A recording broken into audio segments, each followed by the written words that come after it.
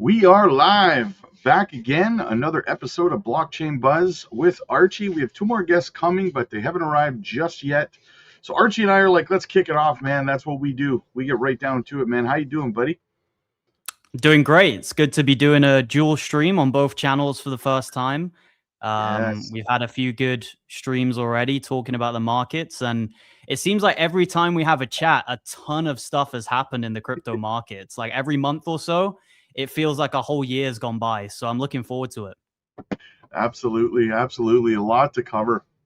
Um, the first thing I was kind of thinking of was this Clarity Act thing. Like, I do want to get into kind of where you see the market and all that stuff and what you're doing. But first, I really wanted to just touch on the Clarity Act first. And I have a little bit. I asked Grok.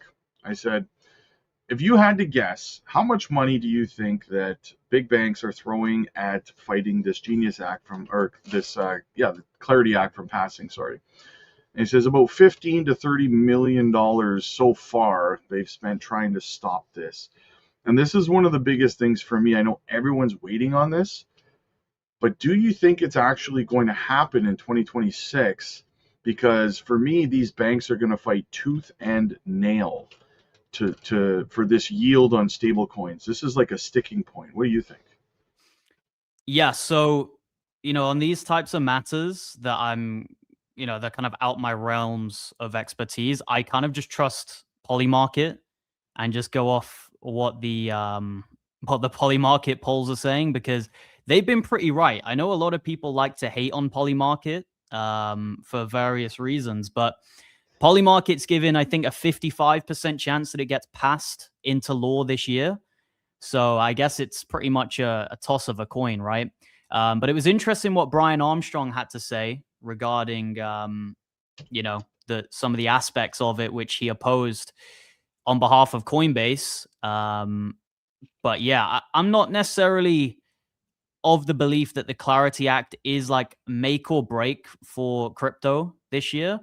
I see a lot of people saying that, it has to pass, otherwise it's going to be doomsday and everything's going to go to zero. And I'm not necessarily of the belief that it's like make or break, but I think it would certainly be bullish to get some regulatory clarity with the altcoin market, right? Yeah, I think so much hype gets pushed around potential catalysts that people expect, instant gratification when we see these kind of catalysts come along. I think in the big picture, it'll be good, obviously, for the crypto space, for growth and adoption and all that stuff. But I mean, we've had every bull run has taken place without the Clarity Act up to this point, and it would continue, in my opinion, to take place without the Clarity Act. It's not just going to suddenly no more bull runs because we were in the last cycle 2020-ish. This was something that if you had told me then that we were going to have this, we probably would have laughed about it and said, yeah, like we're going to see Congress considering the Clarity Act, and it just wouldn't have seemed realistic. Yeah, 100%. I mean, it's funny because crypto seems to do better when it's actually hated by government bodies, when you've got Gary Gensler going after it and Democrats trying to basically sue all the different cryptos. It seems like we've done better in the past when we actually had an anti-crypto president, an anti-crypto government, an anti-crypto SEC. It seems like now we've got pro-crypto this, pro-crypto that, Fed chairs pro-crypto, presidents pro-crypto, and yet we're seeing, or we just saw, one of the worst post-halving years ever, if not the worst post-halving year ever, right, on record. So I'm not massively convinced of this whole argument that like the Clarity Act is make or break, like I just said. I think there's bigger things that will impact the crypto market, such as the macro economy, more than maybe, legislation. Yeah, I agree. Stuff like the carry trade, things of that nature, I think are more under the radar that the average retail investor doesn't even really know about or pay attention to. Because I find so many people get kind of blindsided by crashes and stuff like that, and meanwhile, it's the carry trade, or some major mortgage company out in China is going bankrupt, or you know what I'm saying? Like, but people don't pay attention to that stuff. But it's a Yeah. lot like I think people expect too much out of catalysts, potential catalysts, and in a way, it's our own fault because people get indoctrinated into crypto, almost expecting it to be driven by catalysts and not actually by fundamentals and liquidity, right? Take Yeah. the take the XRP clarity. What was it? Was it 2023, July 2023, or was it 2024, where XRP was declared not a security? Do you Oh man, I remember? can't even remember the exact date now, but I remember when it came out, it didn't actually pump that much, right? It was like a short-term rally and then we came straight back down. It was like the biggest pump and dump ever, right? Yeah, but everyone like I swear, like you can go back on my channel about 7 or 8 days before it was declared not a security. I was making a video, and it might have been a live stream, and I was talking about it because all of these content creators were saying it's going to go to $5, it's going to go to $10. I said it's like 2023. There's no money in the market. It was like a little over, just under $2 trillion market cap across the entire crypto space. It's like, where's this money going to come from to pump, XRP to $10 all of a sudden? And sure enough, if I said probably 80, 90 cents, I think it pumped to like 95 cents and then collapsed back down to like 45 cents or something. Yeah. That's just how markets work. Like you can have major positive catalysts, have very little bearing in a bear market, and you can have very negative catalysts, have very little bearing in a bull market, and you just push it to the side and deal with it at a later date. The market just moves based off the trajectory that it's currently on, the levels that it's currently broken below or broken above.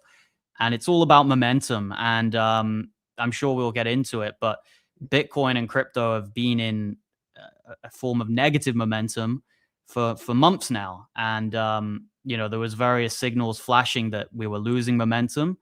But yeah, it all comes down to momentum in this market. If there's good news during a bear market's not going to care, right? Like no one cares about, like literally, I bet Trump could have came out and literally got rid of capital gains tax on crypto, which is probably the most bullish thing you could do.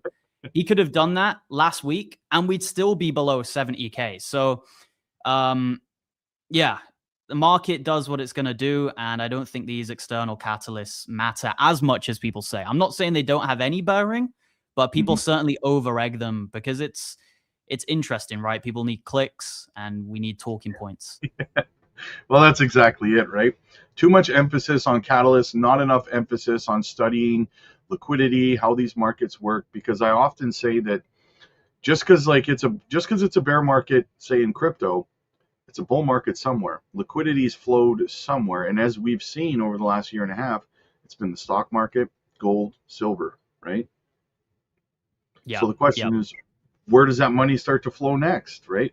Well, for for me, I'll sorry to cut you off there, but for me, it's not going to flow into crypto until we do get macroeconomic news and an environment where risk on appetite comes back.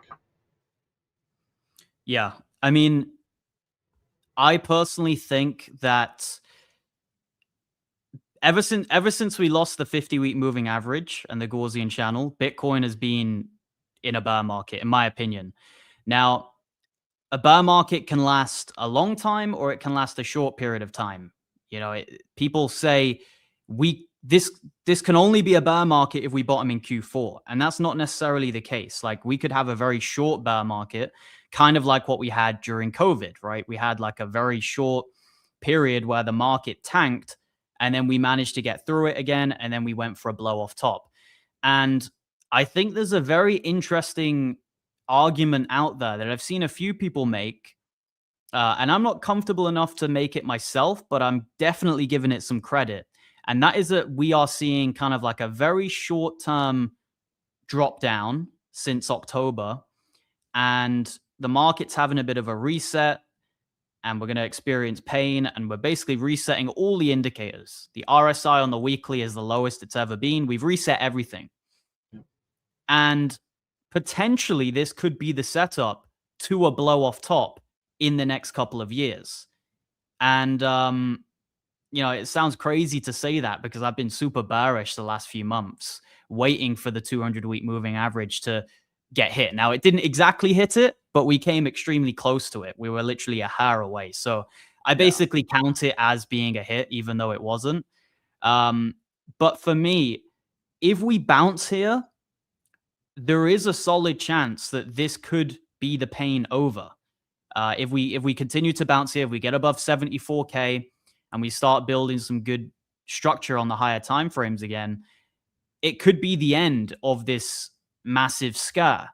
And what's interesting in particular about this recent dump is that there's no clear black swan event that you could point to, such as like FTX going under or Coinbase going under or Binance or a massive stable coin breaking.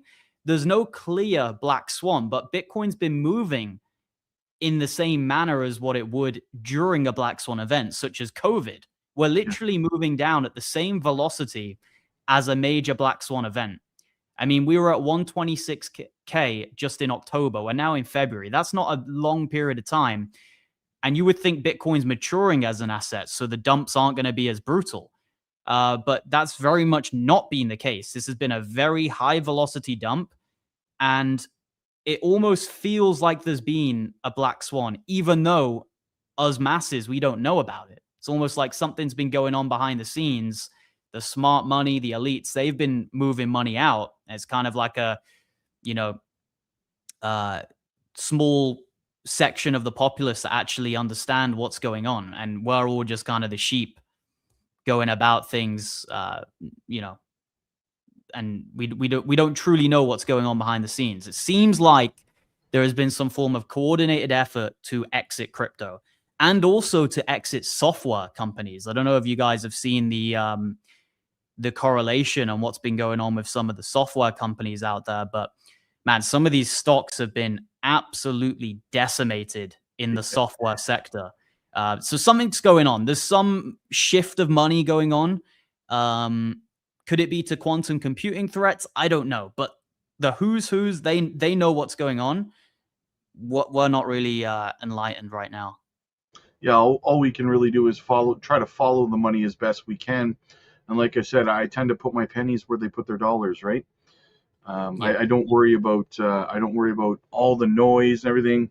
And I've often said this too, is that crypto is so easy that it's hard, right? Because people overthink everything because of there's so much noise in this space over on X and on YouTube, and you're convinced that the market's going to do something as someone who's just following along, and then you watch two or three other videos or two or three other posts on X, and all of a sudden now you've completely flipped your position, and now you're not sure if the 200 weeks the bottom, and I think that's one of the biggest problems. That's why crypto is so hard. People overthink it, their emotions get involved, and all of a sudden they're making irrational decisions.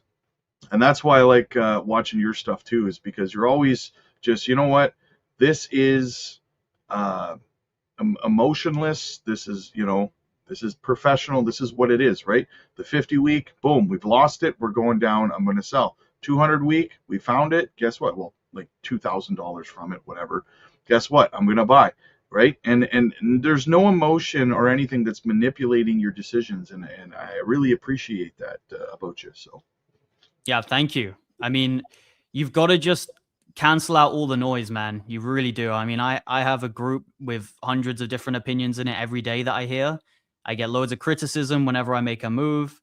And man, it's funny, but what I've learned is the more criticism you get, the more likely you are to be right. Because let's face it, the masses haven't got a clue. Retail are called dumb money for a reason. They are dumb for the most part. They haven't got a clue what's going on. They sell low and they buy high. That is what retail do 9 times out of 10. And, we're retail as well, but we're just trying to be a bit more enlightened than, the people that do what I just said. So you've really just got to have a regimental system in place. And I have both cycles that I've been full-time crypto. Well, last cycle I was still at college, but I was, I was doing crypto full time. I was still doing it 8 hours a day, even though I was at college. But yeah, I mean, you've got to have a system in place. For me, it's sell the 50 week, buy the 200 week, and everything else in between is noise. Everyone's saying this time will be different. That's all noise. Most likely than not, this time will not be different. We will see all-time highs on Bitcoin in a year or two. Most likely, 99% chance that happens. And yeah, everything else is noise. It's interesting. Every time we get low, the same old FUD stories all seem to come out. No one was talking about Michael Saylor and MicroStrategy at 120K, or saying that, USDT, it depegged a little bit. No one was bothered about these types of things, but it all seems to come up right when prices are low. And that's why I always say prices are what drive the narrative, not the other way around. If prices are low, the narrative's going to be negative. If prices are high, the narrative's going to be positive, like crypto strategic reserve. Everyone was harping on about that for months straight. When I haven't heard anyone talk about strategic reserve in months. But I was thinking, by the way, if they are going to do a strategic reserve, now would be a pretty good time for them to actually strike on it and to start buying Bitcoin, because it would have been ridiculous, let's face it, for them to do a strategic reserve at 120K or 110K, whatever price it was, when people were talking about it. If I was Trump, now would be the time to be doing this around the 200-week moving average. So, it's funny. You never hear about these types of positive catalysts when we're low. Everyone just focuses on the negative. And that is why ultimately people don't buy these dips. They wait for us to go back up, let's say 100K, that psychological number, because then they get the confirmation bias. They feel safer, and it just feels more comfortable buying at 100K than it does at 60.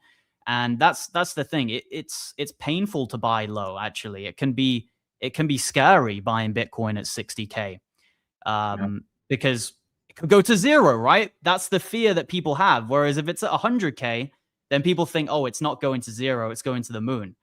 So that's what it all comes down to for me.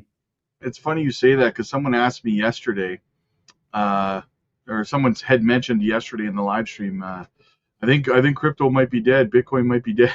So I thought of the Bitcoin obituary chart since its inception, right? 462 times it's been declared dead. If you had bought $100 worth of Bitcoin every single time, you'd have $72,355,133 today. That's it. You can't make this stuff up, man. It's hilarious, Yeah. But that's it. But like you said, it's hard to buy when everything is red and all you see is negativity everywhere. But at the end of the day, that's where the money's made, right? Like you got to take the crookeds with the straights. The people who get scared, you have to understand, if you're scared at these prices, but then you're wondering later how the people who are making money are making it, it's because they're buying in the fear and you're not, right? Yeah, absolutely. I was talking to someone in my group earlier, and I'm not going to name him because I don't want to be the name and shame guy. But he was like, I don't understand how people actually have made money in crypto and all of this. And, I asked him just a few coins, for example, like what was your average on Casper? What was your average on Sui? 2 coins, which I did relatively well on this bull run. And his averages were really, really high. They were at 10 or 12 cents Casper, a few dollars Sui, I think it was. Yet my averages were way lower. And I think what happens is people wait for things to start moving before they start deploying heavy. And they see, YouTubers saying, oh, Casper could go to this or Sui could go to this. And then they buy in loads really high up, when in reality, they should just be like the little cherry on top buys when we're going high, right? Like sometimes I continue to fill my bags even though I'm up 4 or 5x on something. But these are tiny buys that I'm doing. The vast bulk of the buys I was doing right at the very bottom at the lows. But yeah, you've got to buy the fear. You've got to just learn how to read basic charts. Like it's not hard to just pull the RSI up on Bitcoin and see that it's the lowest it's literally almost ever been. Yeah. And it's not hard to just throw a moving average on Bitcoin and see that we're very close to the 200-week moving average, which I think something like 8 times out of 10, I don't know the exact figure, but like 8 times out of 10, you've had an instant bounce from there and you've absolutely moonshotted from that point. So the reality is, man, these people just aren't going to make it. The people who won't buy now and they're going to wait for it to go up for the confirmation bias, they're just never going to make it because they haven't rewired their brain. You almost have to train your brain. I said this on one of my recent live streams. You have to train your brain to be happy in the negative times and be sad in the positive times. I was probably the most depressed I've ever been.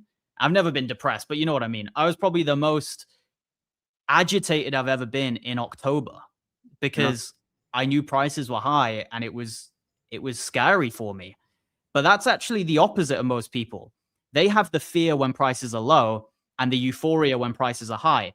But I'm euphoric right now. And I know you shouldn't have emotion, but I kind of am very euphoric. I've had the best sleeps I've ever had in the last 2 nights. I'm just made up that the plan that I set out to deploy has come into fruition and prices are low again. And I'm actually, for the first time, I wanted to announce this, for the first time in multiple months, I'm now officially macro bullish. And I've been macro bearish all year and some of last year. So towards the end of last year. So for the first time, I'm actually macro bullish. And yet, you know, we're where we are right now in the 60s. Yeah. Another thing that I noticed, I want to get into that a little bit with you, but I just wanted to go back on something you had said about, people, the people who are not really succeeding in this space. Another thing that I notice a lot through the last, let's say, 2 years is people who are unwilling to invest in their education in this space, right? There's so many brand new people in crypto who come in who don't know anything. And listen, we all come into it not knowing anything. I didn't know my ass from my elbows when I first, got into crypto, right? So I had to learn through time in the market, through research, through, education. But so many people, they think that they can just come in, mumble and stumble their way through the space and walk out a millionaire without getting any kind of putting in any work, any kind of education. And there's options out there. Like I know you have a VIP group. I have a Patreon where both of us, we educate people. And, the same people who are unwilling to pay for their own education are constantly asking for free help, and free education. And it's like, man, like you want us to help you make, untold amounts of money is your goal. So you're not willing to pay whatever it is. I don't know, whatever it costs, $50 or whatever your education, it's going to cost you. So, the world just doesn't work that way. Like you also have to, you're investing in crypto, but you also have to invest in your education and in yourself, right? You have to actually apply yourself and not just your money, but your time. Yeah. I find it insane how people spend, what is it, 50 grand, 100 grand, maybe more to send their kids to college, or to go to college themselves and have to pay all that debt, yet they won't spend a few $100s or whatever to educate themselves on something that's actually going to make them money, right? Like college isn't going to make you money. I went to college and I dropped out after a month of it. The stuff they were teaching, I already knew. You could have just Googled it, like these professors are just reading from a textbook. We're actual crypto investors who, you know, have made it through crypto. Like, and we can tell our own story and we can give our own strategies. Like, you're not going to get that in college for the most part.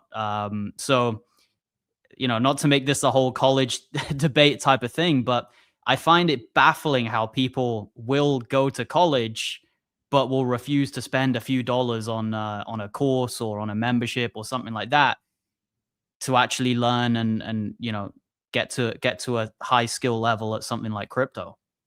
Oh, absolutely. And time is the other thing. I tell people all the time, like if people say, "Well, I don't have time." I have 2 kids. I have 6 kids, right? What else you got, right?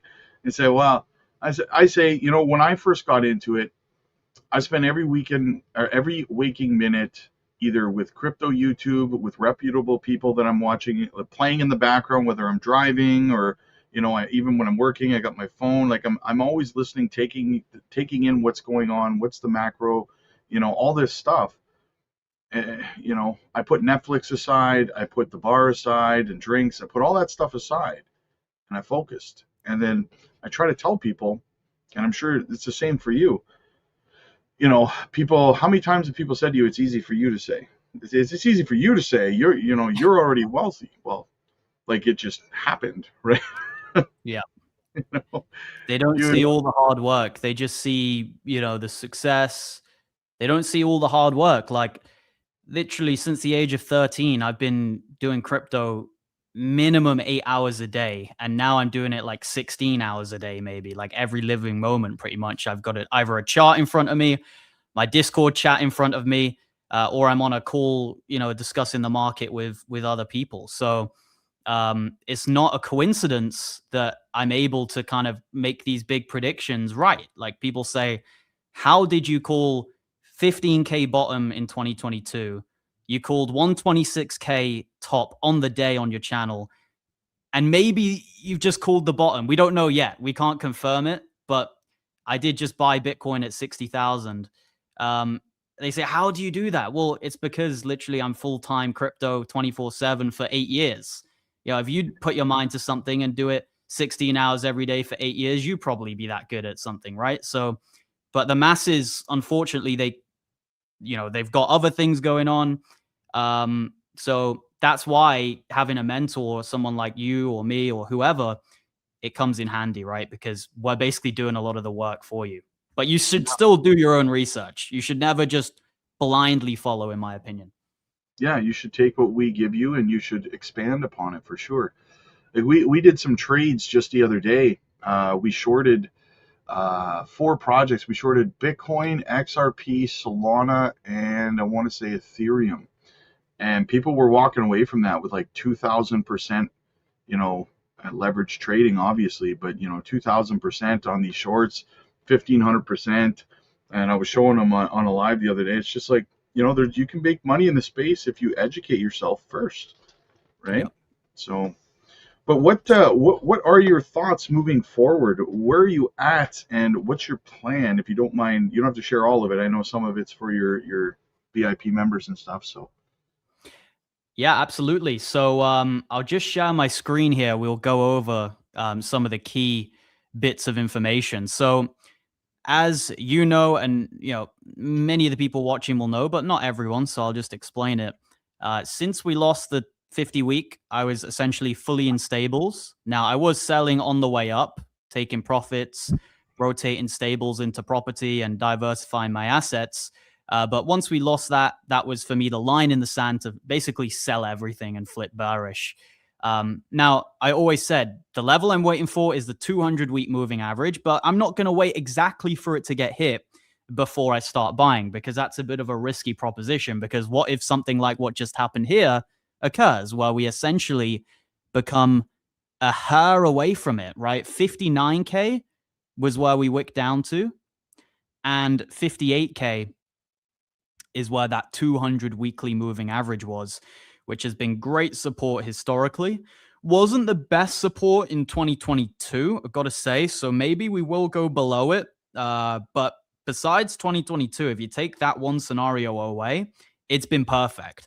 2022 itself had a little bit of a different scenario going on because we did have a recession under Joseph Biden, which everyone knew deep down, but they were covering it up, right? The media were covering it up. And we did actually have a recession under Biden, but they changed the definition and all of this crazy stuff. We also had FTX as well. So that was a bit of a deeper bear market, you could say, than normal based off the 200 week. But yeah. And then besides that, every other time it's been great support. And I've got the base case that it will be great support again until proven otherwise. And if I do get proven otherwise, I'll happily buy down. I'll happily lower my average, buy lower. And even if we go super low, I'm going to start taking out loans. Now, I'm not recommending that to people. I want to be clear, but I do have properties. I do have a cash flowing business. So I can use things as collateral. I can be smart with it to the point where it doesn't wreck my life. So obviously be sensible. I'm not recommending people who only have $10,000 to their name go and get a loan for $20,000, right? I'm not recommending that. But if we do go super, super deep, that is the point where I will start doing that. And that will be just for Bitcoin alone, not for anything else, just Bitcoin. And I'll do it so that, if it all goes bust, I can still live a great life. They just take one of my properties or whatever. That's fine. I can move on. There's still, bread on the table. But that's the worst case scenario. Like if we start going into the 30s, then in that scenario, that would be my last resort because I would have already used all of my stables. Now, right now, I think I'm about 50% in the market, 50% stables. I'm just waiting here just to see a little bit more whether we're going to break above 74K or whether we're potentially going to come back down and fill this wick. I'm just waiting to see what happens, and then I'll probably deploy the rest. But we came down to major support, essentially. We have 200-week moving average and a golden pocket, both around 57K.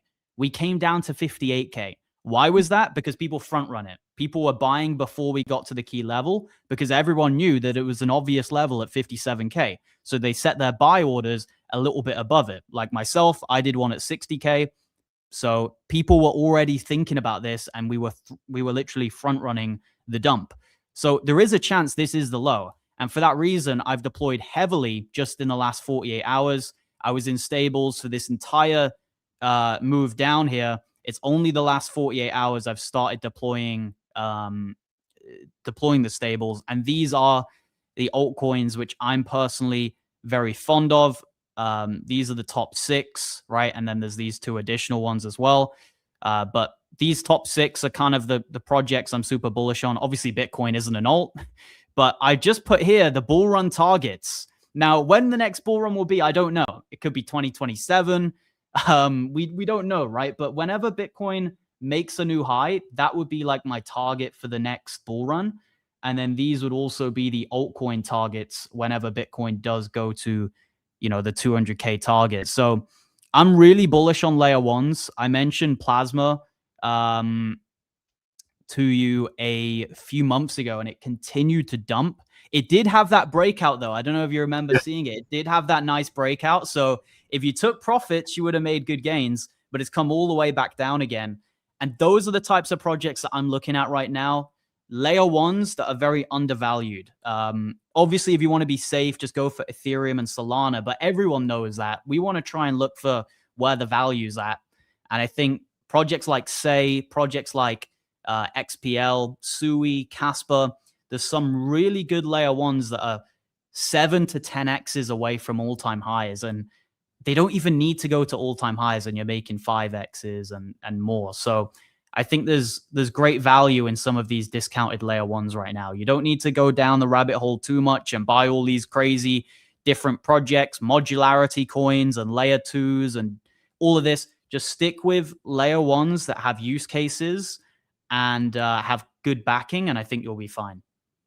Yeah, I remember that. We were looking at XPL. It was just set for that breakout, and I know that it did because Ben, shout out to Ben over in our Patreon community. I think he's been stocking up on it since back then, and it had a nice breakout for him. So I remember that. But I also remember that you and I talked about the potential support levels for Bitcoin the last time we spoke. And how surprised are you? As surprised as I am that Bitcoin shot through $69,000 like it wasn't even there. Am I surprised? Truthfully, I'm not massively surprised because I was not expecting 74K or 69K to hold. And the reason for that was because we lost the 50-week moving average. The reason 74K held back here was because it was on the 50-week moving average. Now, 69K you mentioned, yes, that was the 2021 all-time high of November. There was also a high at 64K in April. We shot through both of those to the downside. Now, maybe one of them should have held, But the reality is, I was seeing something very concerning Saturday last week, this time last week. And I told you that just before we went live, that Bitcoin was seeing unusual volatility on a Saturday to the downside. And I think that's the first time I've seen that in years. And that for me was a red flag. And as soon as I saw that, I went onto my Discord voice chat that we do daily, and I said to them, I'm expecting fireworks next week. That was the exact phrase I used. I'm expecting fireworks next week, because that was just very unusual to be seeing the choppiness we saw on a Saturday. Saturdays are days off for the New York Stock Exchange. Usually there's very little volume on Bitcoin. Sometimes it's so boring. It's just sideways, sideways, sideways, like literally 0.2% moves on Bitcoin. But we were seeing crazy volatility on a Saturday. And as soon as I saw that, I was expecting the worst, to be honest with you. And I said to the guys, the 200-week moving average could come in a lot sooner than people think. People were expecting it to hit in Q4. And I was saying, maybe we're actually in the process of front running a negative 2026. Has anyone thought of that?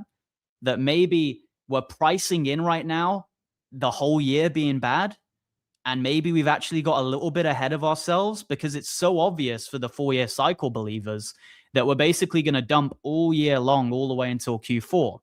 And when something becomes such a consensus viewpoint that literally the dumbest people in crypto are spewing it, you know for a fact that it's already probably getting priced in to an extent, right? And I think what happened was a lot of people were expecting that we would blast through this top. A lot of people were saying that we wouldn't have a traditional 4-year cycle top, and this time would be different. And the masses actually got caught out on this top, thinking that the 4-year cycle would break. So then they basically said to themselves, okay, the 4-year cycle, that's here to stay. It's never going to break. We're going to dump all the way until Q4. And basically the masses come to the assumption that we're just going to have a normal bear market where we go down all year long. And I think because so many people believe that, you had a mass selling effect as well. Getting ahead of ourselves, like I said. We've basically done, in my opinion, what would it be? Like 3/4 of a normal bear market in a few months. We basically just done here. And I think the reason we've come down with such velocity is because of how obvious the 4-year cycle has become. And everyone is basically assuming that it's just going to be the same old bear market of down all year. You find a bottom in Q4. And for that reason, my base case is actually that we do not bottom in Q4. As crazy as that sounds, my base case is that we do not bottom in Q4. Could it happen? Of course. But because the masses all believe that, and because we had a normal 4-year cycle top, which a lot of people didn't expect, now they've all come on board with the 4-year cycle again. I think there's actually going to be a bit of a deviation. And I'm going to just show everyone this very quickly here, which was the $74,000 Bitcoin in March 2024. That in and of itself was a bit of a crack within the 4-year cycle, arguably, because we went to a new all-time high a year before we probably should have, right? We went to a new all-time high before the halving. That does not normally happen on BTC. And then after the halving, we essentially went sideways for 8 months or even down. That also is a major abnormality. That is something which does not normally happen for Bitcoin, just going down all year after the halving. The halving is usually a very bullish catalyst. Now, I'm not going to get into my thoughts on the halving too much now, but I do believe that it's diminishing in its effect. But yeah, I'm actually of the belief that we could see a left-leaning bear market. And there's many reasons for that, not least the fact that we didn't necessarily have the blow off top this cycle. But yeah, what are your thoughts on that? Well, one thing that I notice is that it's the same people that were screaming this time is different for the bull run, for the bull case, for the cycle, are the same people crying this time is the same for the bear market phase. And then that just doesn't make sense, right? You got to take the crookeds with the straights. If the bullish scenario of the cycle is different, well then so is the bearish. So I do agree with you. And the fact that, like you and I talked about, that Bitcoin has come down so much faster than anyone really had anticipated, especially over this last couple of weeks, could indicate that, I mean, like, look, we came within like $2,000, $2,500 of the 200-week moving average, and people like you and I have been saying for months. I remember you and I were talking about that. I think maybe November or December, we were talking about how if we, before we even lost the 50-week, you and I were talking about it, and that if we did, we were going to come down to the 200-week, and we got there so fast. You know, that to me says different. Yeah, yeah. And, you know, like you just said, everyone who was saying this time is different, they're now on board with the traditional 4-year cycle again. Also, everyone who was screaming this time is different as well with the 50-week and was saying that that wouldn't play out and that we'd somehow manage to find major support at like 80K or 74K or whatever, they've also now flipped bearish, I've noticed. A lot of the people who were screaming to me, you made the wrong decision selling your portfolio up here, they're now bearish. I've noticed a lot of them. And a lot of the mainstream YouTubers as well are starting to say, I saw one of them, one of the big ones, actually post on X, literally at the bottom, he said, I don't know what it is about this dip, but I'm scared to buy it. It's too low. I want to wait for prices to go up so I have more confirmation. Yeah, that confirmation is called confirmation bias. It's where you wait for prices to go higher because it makes you feel better buying it. So yeah, I noticed a lot of the YouTubers saying we're fine. The high time frame structure is still intact. We haven't broken down. They're now starting to get bearish again. And that to me is another signal that maybe this is either a short-term bottom, a local bottom, or it is maybe even the bear market bottom, believe it or not. And I just find it crazy that the people who were super, super, super bullish 2 months ago when I was warning people about the downsides, they're now flipping bearish and capitulating and selling their portfolios at the lows. Find it crazy. They're de-risking now when their portfolio is down 90%. Yeah, and those people at the top too, when you were saying, like, when we're saying, you know, we're going to go down if we lose the 50-week, how many people got angry with you? Like, I got so many people who get angry with me when I say, you know, we're going to go down. Or the flip side of that, over the past 2 months, I've been saying very clearly and unmistakably that we are going down to at least a 200-week moving average. Expect more downside, pounding on it like a drum, right? And then, but then, like, every single day that we get a red candle, we go down further, some people act surprised and angry and frustrated. And I'm like, I don't understand why you're angry and frustrated. I've been telling you for months this is coming. You should be ready for this at this point, right? But they get mad at you for telling them instead of preparing for what's coming. You know, the most mad I've ever experienced people, and look, people were mad when I was talking about the 50-week, but when I was suggesting on my live stream, now I'll be honest, I didn't say categorically 100% this is the top. I didn't say that. But what I said, I was very careful with my words. What I said is, in terms of probabilities, more likely than not, this is the top. I think I said I'm about 70 to 80% sure. And that was on the day. I can't remember the day in October, but that was on the day. And I was seeing this kind of exhaustion pattern that we kept wicking up to this trend line and rejecting, wicking up and rejecting, wicking up and rejecting. And I was seeing that it was October and time wasn't on our side. And I just said to people, guys, there's a chance this is the top. More likely than not, in my view, this is the top. I got crazy hate on that live stream, more than ever, right? And I've given some bad calls here and there, right? I've had a YouTube channel for like 4 years. So there's been a few calls where people have they've lost money on them, right? Some meme coins haven't done well, et cetera, et cetera. Everybody did.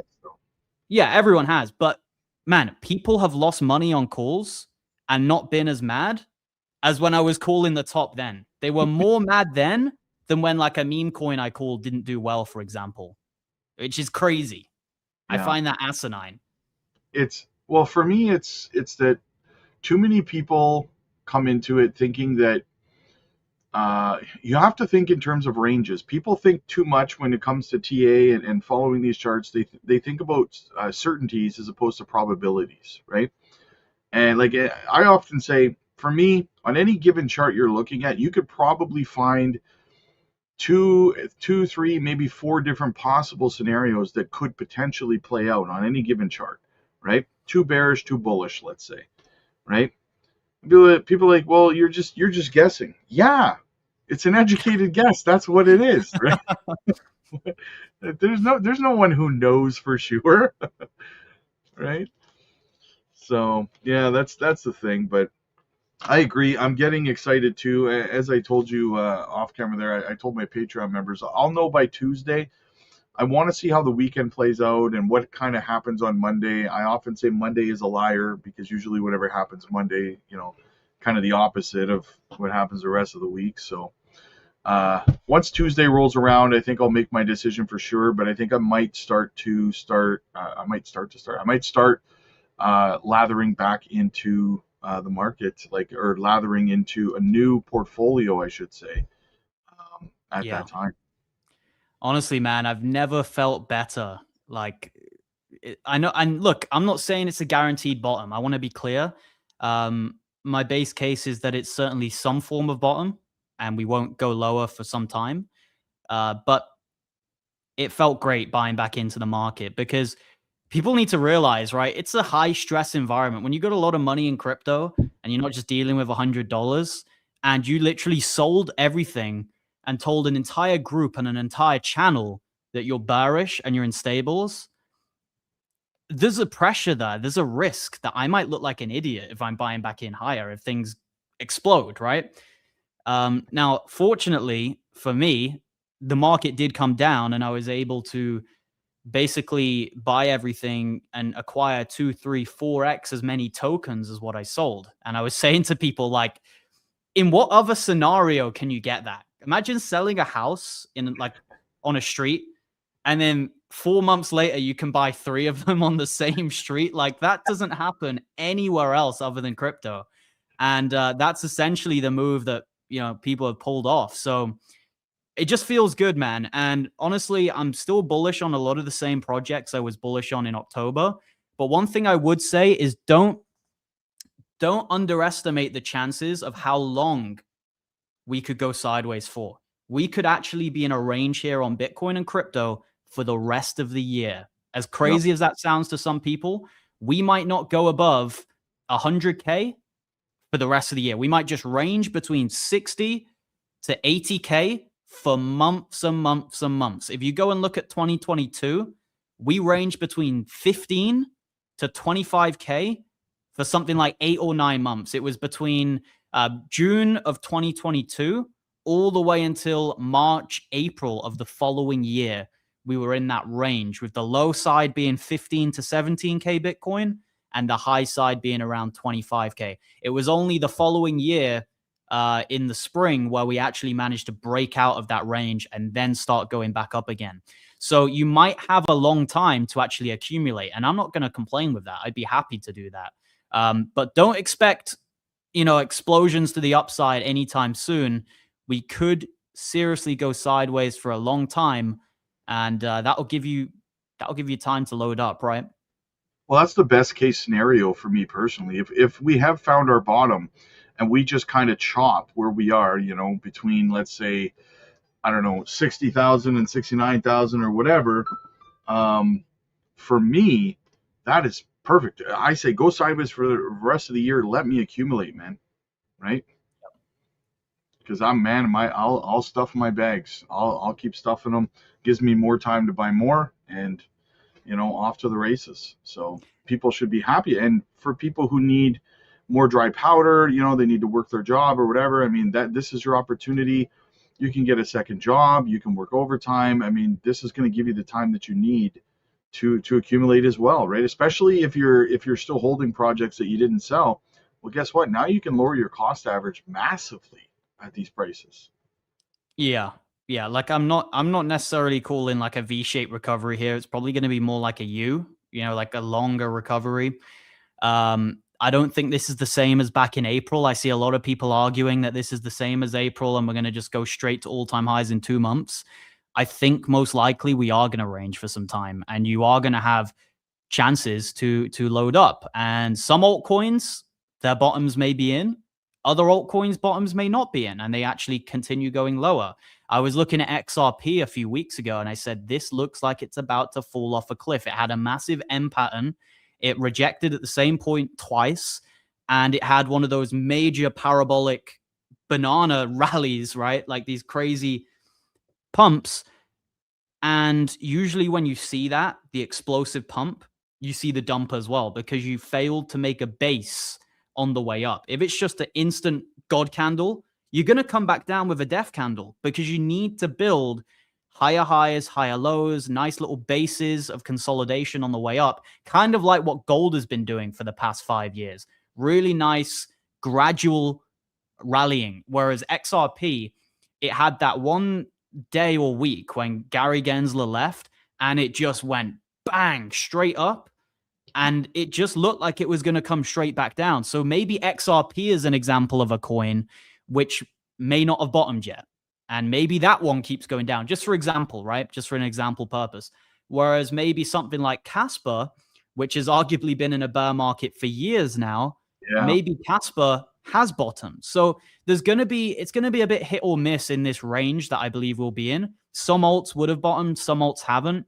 Your best bet is just to buy into the positions you have conviction in and continue, averaging into them low. Now, I don't use the dollar cost average strategy. I buy low, right? I average in low. I don't know what kind of term you can use to define it, but people say dollar cost average. That basically means buy every single day, regardless of price, even at all-time highs. No, I average in at low prices. That's what I do.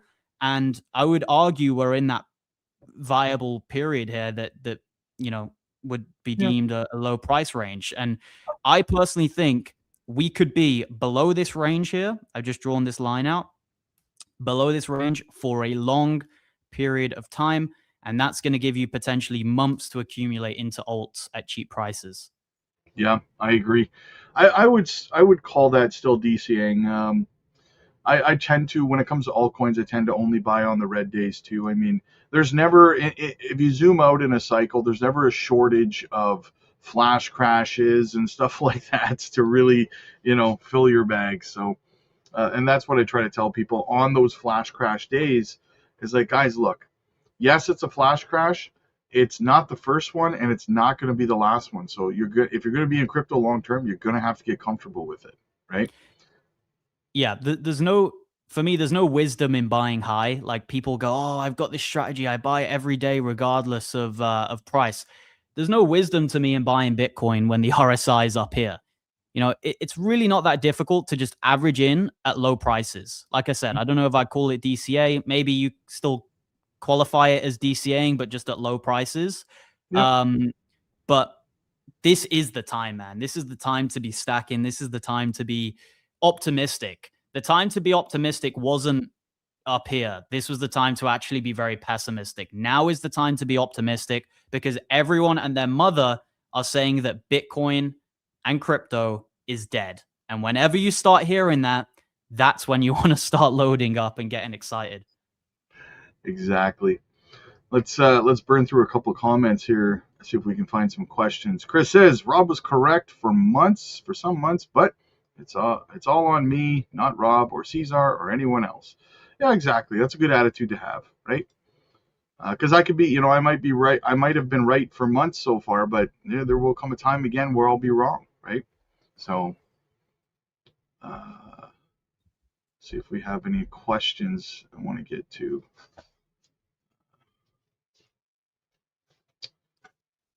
Apex says Archie gets hate for giving a good advice. Yeah, that'll happen.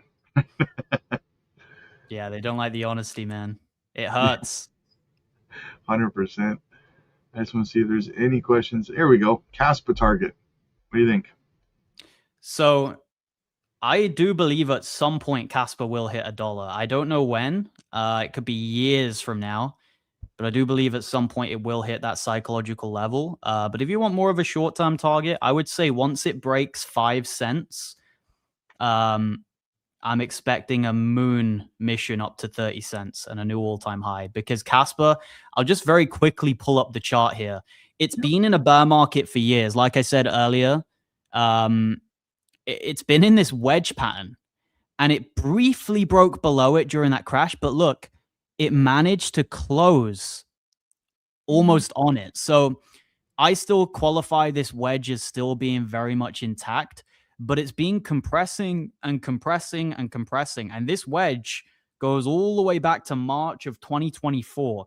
Once we break 5 cents, which is just a little bit above the resistance of the wedge, but once we get out of this trading range, I do believe a major move to the upside is on for Casper, because all that compression, think about pushing something down, and then you let go. And then all of a sudden it bursts up. I don't know what object does that. Maybe people have an example they can think of, but that's what I expect Casper to do. Well, I actually have a theory about that when it comes to the altcoins, and it goes back to something that you said earlier in this chat, and it's that taking people by surprise when everyone thinks something's going to happen. I think going into this cycle, even when Bitcoin starts to move to the upside again, I think that because of what happened with alts in this cycle, and yes, I mean, altcoins did technically hit on altcoin season, 3 times, right? But not to the degree that people were expecting. So I think because of that, what we're going to see is the narrative on alts is still going to bleed into this cycle, saying, well, altcoin season's dead. There's not going to be an altcoin season. No one's going to really expect it. And then it's just going to, I think alts are just going to have a far more violent move than this last one. And it's going to take everybody by surprise. Well, we had a glimpse of what alts can do with what the privacy coins were doing. The privacy coins were giving us, well, I'll admit I made no money on privacy coins. So I'll just put it out there. But I did tell people the Monero top. I did say this is the top for Monero. Short it. I didn't short it myself. Maybe you could say I didn't have the balls to do it, but I did tell other people that was the top for Monero, and it turned out to be. But the privacy coins, they went up 5 to 10x within a matter of a few weeks. And that's what I think something like Casper would do. You know, something that's been suppressed for so long, has solid fundamentals, but just has really bad sentiment right now. Once it catches a bid, there will be great FOMO that comes to it. Just like the privacy coins. They've been suppressed for years, like some Monero, Zcash, some of the others, suppressed for years. They break through their resistance, and then all of a sudden, there's a massive rush to acquire them. And I think the same thing will happen to something like Casper and many of the other altcoins which have similar structures. But this one in particular has a beautiful wedge on the all-time chart. Yeah, I agree. I'm a big Casper fan. We got into Casper pretty early as well. I know you guys did also. So right. I agree, though. Yeah, and Casper, you know what? Relatively, in a relative bear market, Casper, that's where Casper really performed. So maybe we repeat. Maybe. Hey Archie, what's a left-leaning bear market? So when I say that, I just mean that it's going to be shorter than expected, right? If you think about right translated, means it's going to be further in the future than expected. Left translated or left leaning would mean that it's more to the beginning of the year than to the end of the year, because everyone's saying we're going to bottom out in Q4. I'm questioning that a little bit. And it's not just the fact that everyone's saying it. I want to be clear. It's also to do with the macro and some other things that's maybe making me think that we might bottom out earlier than Q4. And maybe the bottom is even in. No one's really accepting that because it's hard to believe, but I'm just putting it out there that there's a solid chance the bottom could be in. We'll call it a bottom range. Yeah. Yeah. Personally, I like Midnight. I do like Midnight. I think that having Charles behind it, I don't think Charles is going to launch a project like Midnight, and I mean going into privacy coins like you mentioned. I just don't think Charles is going to launch it and then just let it die on the vine. I think he's going to fight tooth and nail for something to happen. So I think Midnight is going to have a pretty good cycle. It just launched at a bad time, I think. What do you think? Yeah, I think a lot of coins launched at a bad time. Plasma, I'd say, is the perfect example as well. This one seems to be in the same box of launching right kind of at a bad time. The chart doesn't look the greatest when you look at the launch and then the kind of massive dump, but I've seen crazier things, right? I've seen coins down 98% somehow make it back. So I'm not going to say it's impossible. I'm not the biggest Cardano guy. I was last cycle, I'll tell you that. Cardano is my blue chip last cycle, but this time around, I haven't held Cardano personally or any projects on it.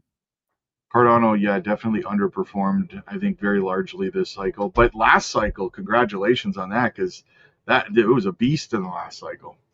I don't know how it went so high. Like, it literally went to like a 90 billion market cap, was it, Cardano? I still don't know how it did that. I mean, the hype was crazy. And basically what I was doing last cycle was flipping meme coins.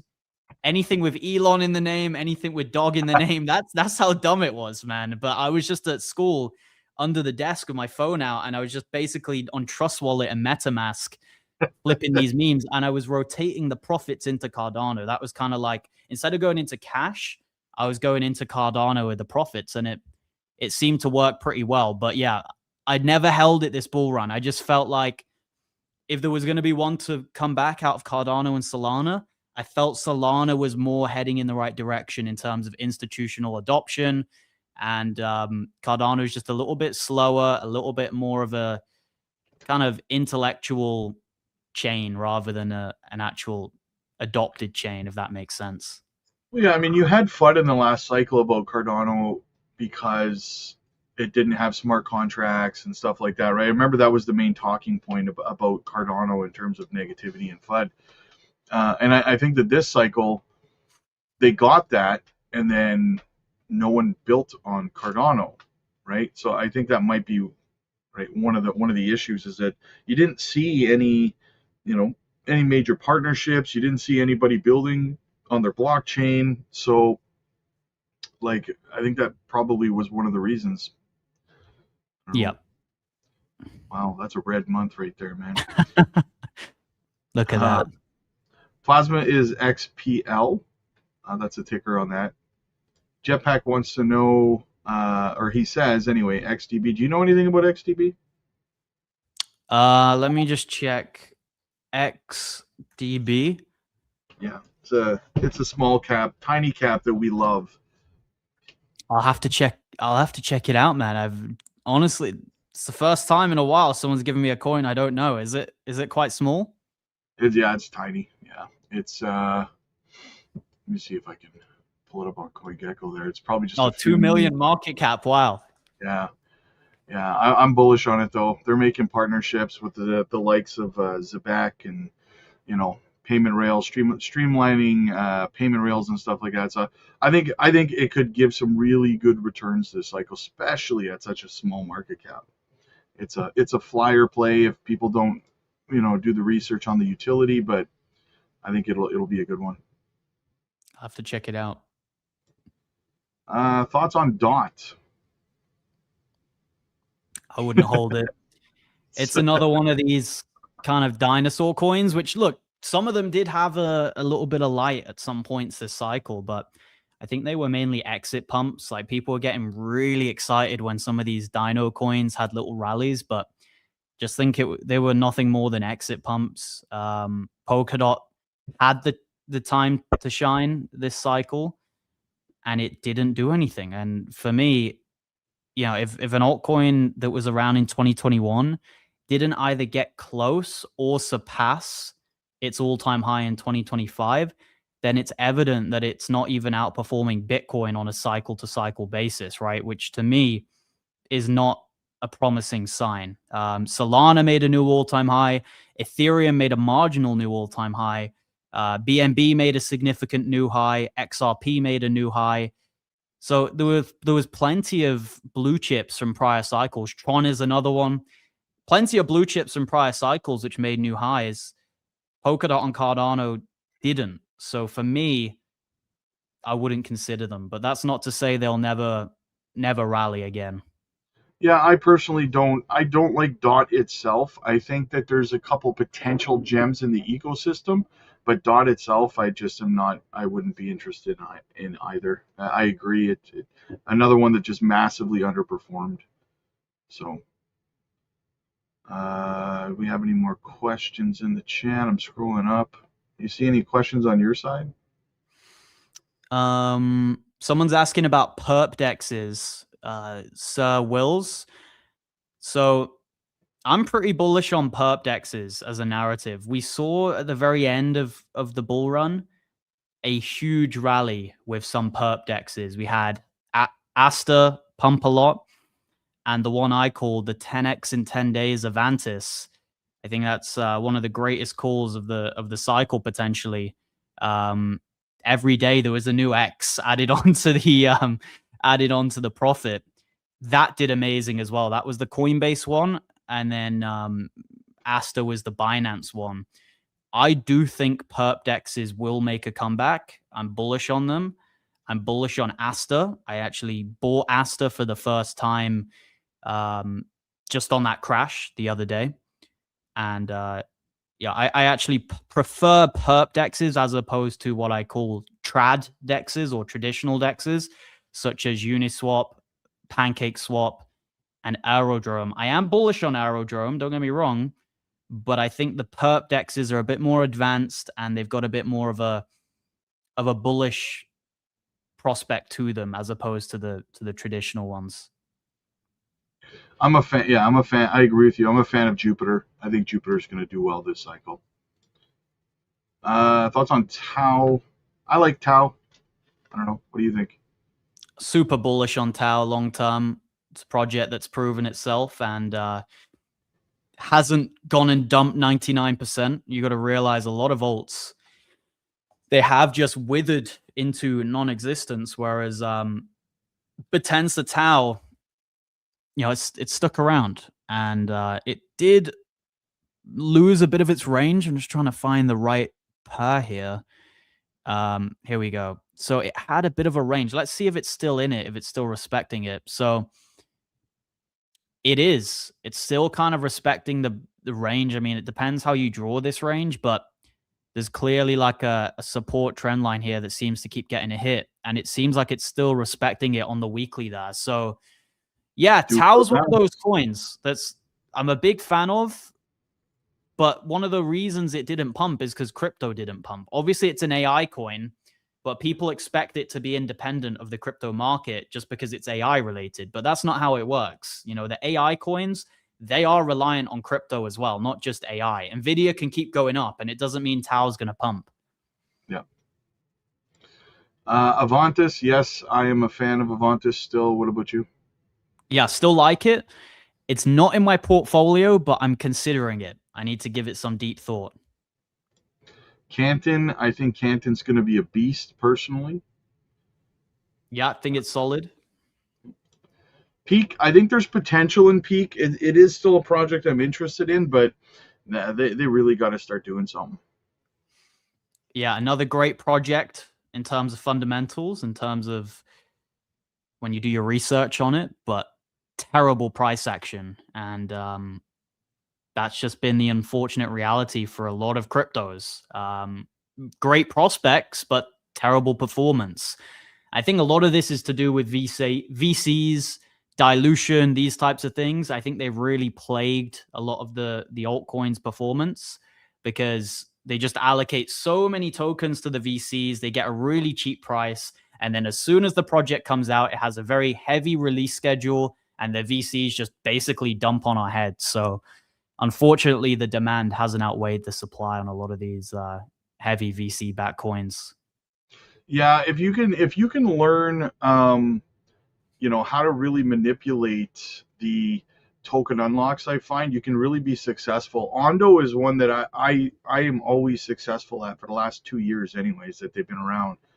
I noticed that the last like 2 or 3 weeks leading up to January 18th, they have a big token unlock every January 18th on an annual basis. And everybody dumps. And then as soon as they do, I always put in a long and I always succeed at making some cash there. So that's something that I point out over on our Patreon there. I'm like, hey guys, this January, I was like, it's time to put in a long on Ondo. They just did their unlock, right? Sure enough, every time, if you look, they bounce back usually about 25-30% after token unlock, I think it is. So yeah, you got to learn tokenomics. A lot of people in crypto, they don't even know what tokenomics are. It's very important because you can have a great project, but if the tokenomics are bad, it's not going to be a good investment. And that's why I've actually I've never been a Chainlink holder. I always loved the project, but it had pretty bad tokenomics for a high cap. And that's why it actually didn't make a new high, Chainlink, in terms of price. But if you look at the market cap, like it almost did make a new high, right? In terms of market cap, the market cap all-time high is 20 billion in 2021. 2025, it got up to 17.5 billion. So basically at it. But if you look at the price, it didn't even get close to the 2021 high. And the reason for that is dilution of the tokens coming out. So that's why I was never a big proponent of Chainlink. Don't get me wrong, great project. But again, the dilution hasn't been great for it in the past few years. Yeah. XCN, no, there is no lockup period for staking on the protocol. You can unlock anytime you want. Yes, I agree. Radium, another good perp dex. Yeah, I think that for Solana's network, we're gonna see in this next cycle, memes are gonna come back again, most likely on Solana again, and you're gonna get those perp dexes like Radium and Jupiter that are gonna continue to do really well, partially because of that, I think. So.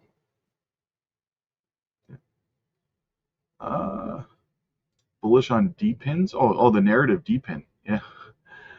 Yeah, I'm more bullish on RWAs and mostly projects that are into like tokenization of RWAs. That's really where I'm leaning going into this cycle. So,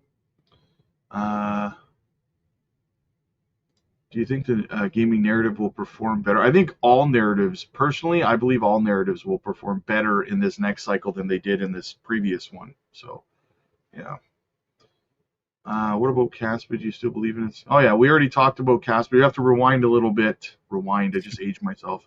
I have to go backwards and check it out. We already talked about Night as well. You'll have to check that out. When you have time, can you give us your bullish sentiment for top 10 sectors? 10 sectors is a lot. You got to pay us for that, man. You're expecting us to do that for free? 10 sectors? You having a laugh? That's crazy. Tout of 1,500 in 2029. Nice. I dig it. AI narrative comes back to stocks and the public again. I think stocks need to bottom out before we can start thinking about them coming back. I mean, let's get to the bottom first. They haven't even come close, in my opinion, to a bottom. Yeah, that's the thing everyone's pointing to is the S&P 500 and how it literally just made a new high. Really not that long ago at 7,000, and everyone's kind of expecting a 10% minimum correction. And look, I understand the reasons people are saying we're going to go much lower because of obviously how high equities are. But I think Bitcoin and crypto is a little bit more correlated with the software stocks. Like I was just saying earlier, people should definitely go and look into that. The software stocks have been getting hit very, very hard. The likes of Adobe and some of these other ones have just been getting smashed. And I think Bitcoin's more aligned with those than it is necessarily the full-on stock market. People should definitely look into that, just putting it out there. But yeah, I get the fear with people looking at the stock market and thinking if the S&P just corrects 10%, what's crypto going to do? I get it. look, I understand, but crypto seems to price things in a lot earlier than people expect, and it's a very liquid asset class.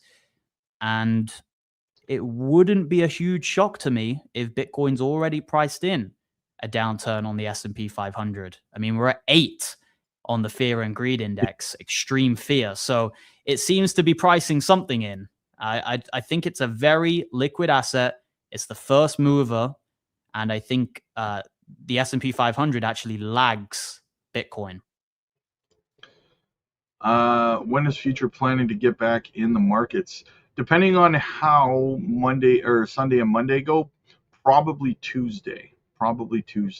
So, but I'll be letting everybody know over in our Patreon community what I'm doing, when I'm back in, and what I'm buying, which is the most important thing, right? Is what am I buying?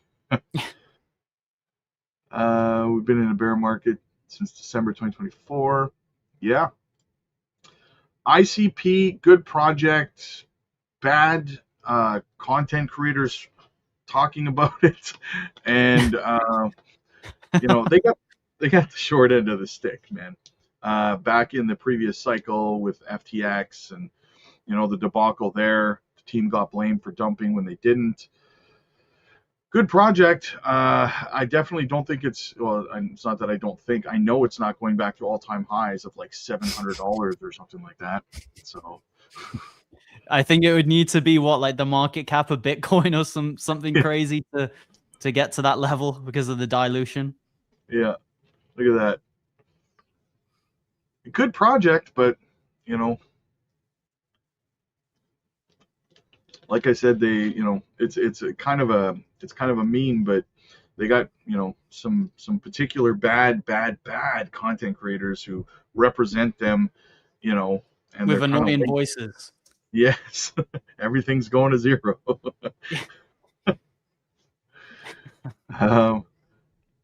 Would you say instead of Link, DIA is better in tokenomics and potential? DIA, I don't even know what the tokenomics on that are anymore. Yeah, I don't know. Well, I mean, you've got a max supply of 200 million. Oh yeah, 120 million almost in circulation already. I mean, it's got far better tokenomics at this point, but I mean, its high in terms of price was 2021, a little over $4, $4.50.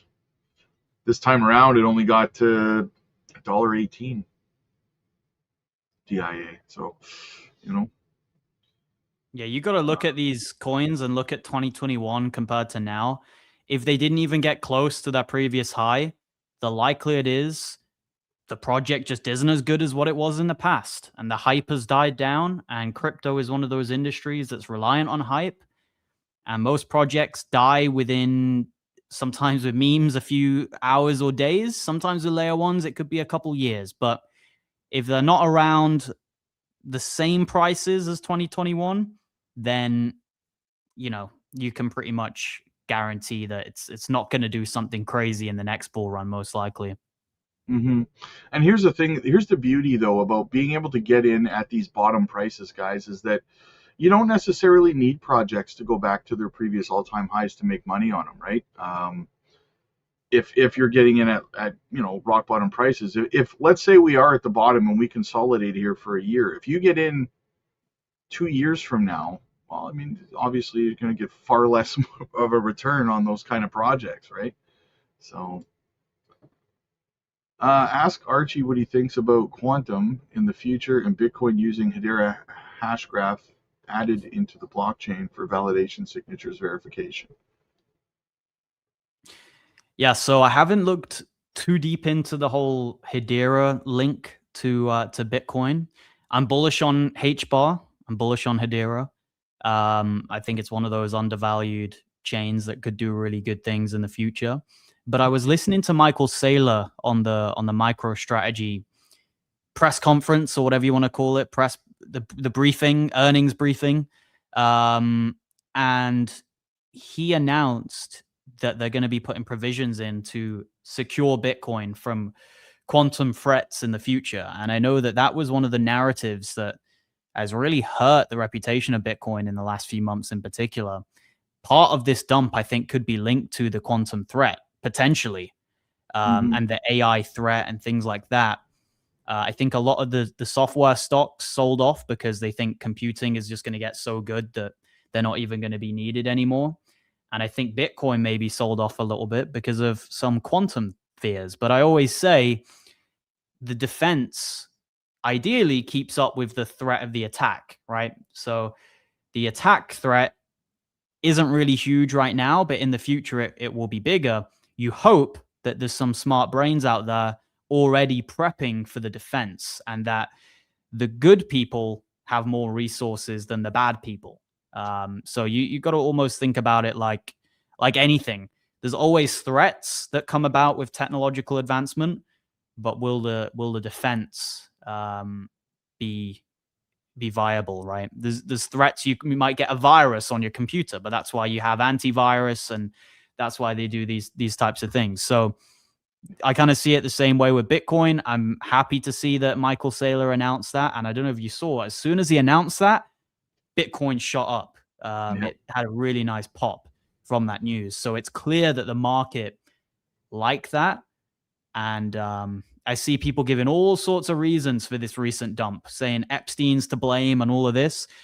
I think there's some wild reasons people are giving for the dump, but I think the quantum reason I don't think is wild. I think there's genuinely a legitimate threat there, but it's not anytime soon. Yep. We got David, new member over on Archie's channel. Welcome. And Ben says, thanks, Rob. Hey, no problem, brother. I always got your back, man. All right, man. I'd love to sit here and answer questions the whole day, but I'm sure you probably got to get going too. We got stuff. Oh, we got another super chat. Ben says, thanks, Archie, as well. Yeah, thank you. And thanks everyone else as well. I want to ask one thing from everyone on both channels. Hit up the likes on the stream on both channels. Go across to both, hit up the likes. And for anyone who is watching my stream on X as well, hit the repost button. People need to hear this alpha from both of us. There's enough stupid people out there in the crypto space, crazy influencers calling for 1 million Bitcoin last year. Now they're calling for $10,000 this year. We need some sensibility out there and some logic. So try and get this stream out to as many people as possible, because it's going to help people out. They're not going to get wrecked. Yeah, and make sure you check out both of our, I know Archie's got his VIP. Is it Discord? So it's on WAP. It's wap.com/cryptoarchie. That's how you join. There's a link in my description. And yeah, you get access to a Discord, right? Yep. And then same thing for me, guys. You can check out my Patreon link down below in the description. It's in the chat. It's in the pinned comments. As always, guys, thank you so much. Like, subscribe, share. And we'll see you guys in the next week's Blockchain Buzz. Thank you. Take care.